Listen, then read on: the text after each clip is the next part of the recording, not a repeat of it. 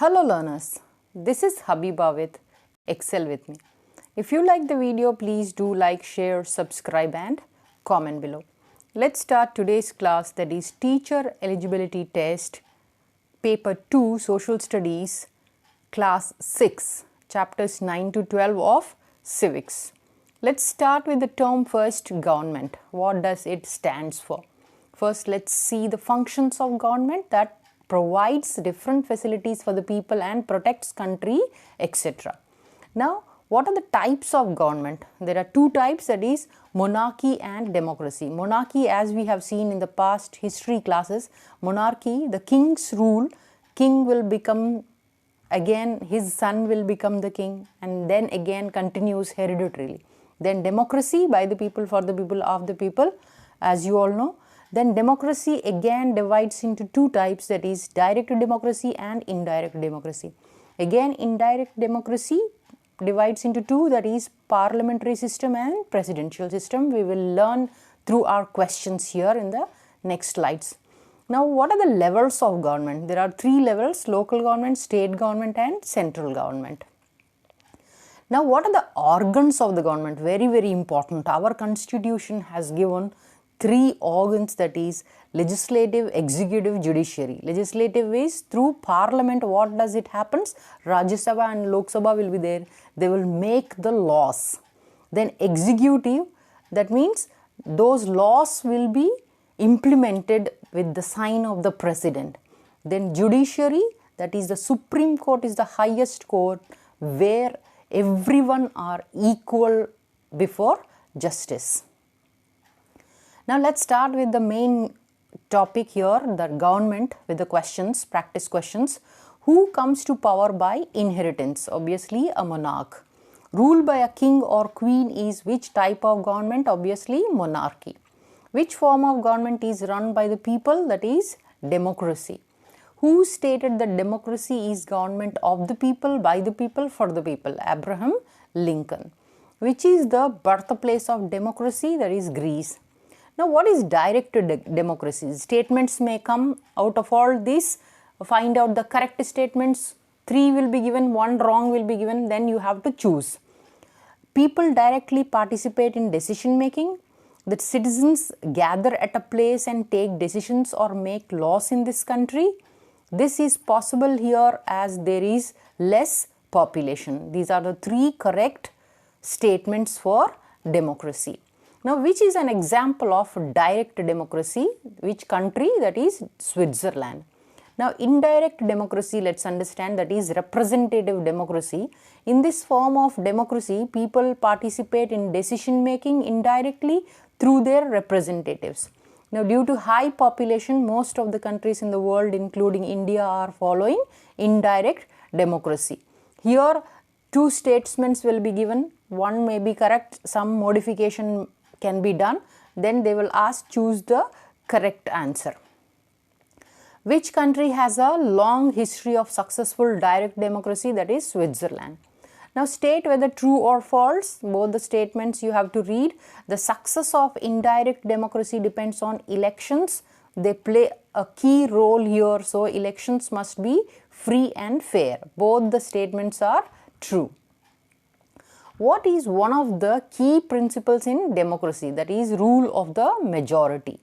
According to which article of the Indian Constitution, all the people who attained a certain age, that is present 18 years, have right to vote, that is universal adult franchise, that is article 326, very important. Forms of indirect, that is representative democracy, based on the relationship between legislature and executive. Now, indirect, that is representative democracy, is of 2 types, that is parliamentary system and presidential system. Now, what are the 2 statements related to parliamentary system? The executive body is formed from the legislature. The executive body is responsible to the legislature. That is, example, India and Britain are the examples who has this parliamentary system. Now, presidential system, the executive body is not formed from the legislature. The executive body is not responsible to the legislature. Example, USA and Brazil. Now, local self-government. Let's see quickly the functions of the local self-government, that is provides different facilities for the people, education, sanitation, water supply, street lights, etc. Now, what are the types of the government under this local self-government? Rural and urban. Under rural, Jilla Parishad, Mandal Parishad, Gram Panchayat. Under urban, Nagar Panchayat, Municipal Council, Municipal Corporation. Very, very important things we have to remember related to local self-government. Now, what are the questions? Let's have the look at quickly. What are the different levels of government? Central, state and local self-governments. What does the term local self-government in India refer to? That is governmental jurisdictions below the level of the state. Which article of the Constitution of India addresses local self-governance? That is Article 40. When did the Parliament of India made two amendments, that is 73rd Amendment creating local self-governments in rural area and 74th Amendment creating local self-governments in urban areas, that is in the year 1992. Three questions can come from this. Maybe they can ask what they have created through 73rd Amendment, that is local self-governments in rural areas, and what about 74th Amendment they can ask. That you have to remember, 73rd for rural and 74th for urban areas local self-government. Now, according to the 73rd and 74th Amendments, which state government made Panchayat Raj Act 1994, which formed local self-governments in rural and urban areas. That is, sorry, in our state is given, that is wrongly stated here, in urban areas, that is government of Andhra Pradesh is the answer. Now, which dynasty was famous for local self-governments? That is, earlier there were dynasties, that time itself they had the local self-governments. We have studied in the previous history classes also. That is the Chola dynasty. Now, when did the Andhra Pradesh Panchayat Raj Act established 3-tier local self-governments in rural areas? That is in the year 1994. That question can be reverted also. You have to, they can ask about the state, which state, that you have to give the Andhra Pradesh, what they have established, that is 3-tier local self-government. 3 questions can come from this. They are the Gram Panchayat at village level, Mandal Praja Parishad at Mandal level and Zilla Praja Parishad at a district level. We have to remember these are all included in the 3-tier local self-governments, that is Panchayat, Gram Panchayat at village level, Mandal Praja Parishad at Mandal level and Zilla Praja Parishad at a district level. Now, to provide all the public amenities, there are 3 organs working at village level. They are Gram Sabha and Gram Panchayat. Which is the first state that implemented local self-government in 1959, that is Rajasthan. Now, Rajasthan also adopted the Panchayat Raj system first in India, followed by Andhra Pradesh in the same year, that is 1959. Local self-government at village level have 2 parts, that is Gram Sabha and Gram Panchayat. Let's understand about Gram Sabha, what statements we have to learn about. That is consists of all voters in a panchayat, the symbol of direct democracy, expected to review the functioning of the Gram Panchayat and participate in taking decisions about village welfare, then presided over by the president or sarpanch of the village. Then Gram Panchayat consists of sarpanch and ward members in panchayat, formed with sarpanch and ward members, formed through elections, presided over by the president or sarpanch of the village. Now, choose the correct statement or statements here. Let's see the statements. All residents of a village who are 18 years old or above have to enroll their names in the voters list. Usually, a booth level officer BLO visits every house to check whether there are any changes in the list. Yes, both the statements are correct. Now, what is usually divided into wards, streets or colonies in such a way that all the wards have almost equal number of voters? That is a village. That village is divided into wards. Each ward elects one member to the village panchayat called ward member. What will have at least 5 ward members and may have as many as 21 ward members? That is a panchayat. Who can contest the election? 21 years age or above, that person can contest in elections, 21 years. How many of all panchayat ward members and sarpanches will be women which are reserved for them? At least 1/3. In our states, that is Andhra Pradesh, reservation to women extended to 50%. When did elections to Gram Panchayats take place normally? That is once in every 5 years. During Gram Panchayat elections, every voter casts 2 votes.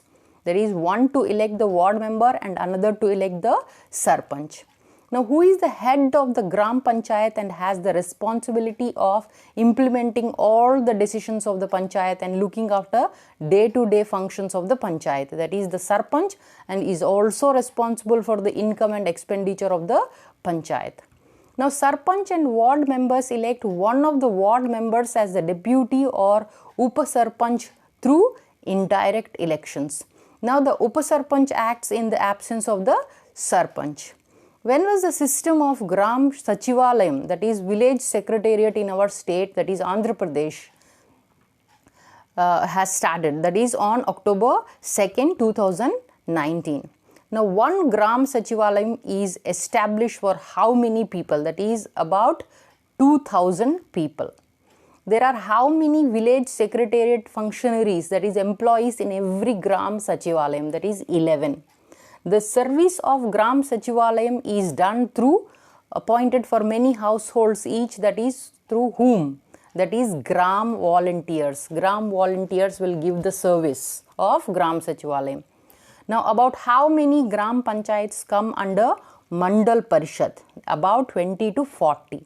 All the Mandal Parishads in the district come under the Zilla Parishad. How are the members of the Mandal Parishad territorial constituencies, that is MPTCs, elected? That is directly by the voters. Some members of Mandal Parishad are nominated, that is co-opted members here. Now, the MPTCs elect one member among them as Mandal President and one as Vice President through indirect election. Now, how are the Zilla Parishad members elected? From the Zilla Parishad territorial constituencies, that ZPTCs, by voters directly. Some members of Zilla Parishad are nominated, that is co-opted members. Now, the ZPTCs elect one member among them as Zilla Parishad chairman and one as vice chairman through indirect elections. Local self-government in urban areas. Let's understand here. The urban local bodies providing public amenities in towns and cities. There are 3 kinds of municipal bodies depending upon the size of the population. Now, notified area council, NAC, that is council. Then Nagar Panchayat, that is 20,000 to 40,000 people. Then municipal council, 40,000 to 3 lakh people. Then municipal corporation, more than 3 lakh people. Now, each Nagar Panchayat has a committee consisting of a chairman with ward councillors. That is, membership consists of a minimum of 10 elected ward members and 3 nominated members. Now, who are chosen by direct election from electoral wards in the Nagar Panchayat? That is, the councillors or ward members. Who has a municipal council with elected members who are known as councillors and nominated members? That is, each municipality has a municipal council with elected members who are known as councillors and nominated members. Now, to constitute municipal council, area of municipality is divided into wards. That is, the ward councillors are elected directly for every 5 years. Now, these councillors and the other members of the council together choose the municipal chairman indirectly. Now, each municipal corporation consists of elected members known as corporators and nominated members. Now, let's see the main statements here. To constitute the municipal corporation, the area of municipal corporation is divided into divisions. The ward corporators are elected directly for every 5 years. Now these corporators and the other members of the corporation together choose the mayor of municipal corporation indirectly. Now it is Bhimunipatnam, also known as Bhimili, Visakhapatnam district. What are the statements correct related to this Bhimunipatnam or Bhimili? Let's see. Which was established in 1861. It celebrated its 150th anniversary in 2011. It is one of the oldest municipalities in India. All the three statements are correct. We have to remember. The ward councillors or corporators ensure that the needs of their wards are placed before the council when decisions are taken. So let's sum up here. Only 2 chapters I have covered, otherwise it will become a long video. So I will cover next 2 chapters in the next video. If you like all the questions, please do like, share, subscribe and comment below. Thanks for your attention and time. Happy learning.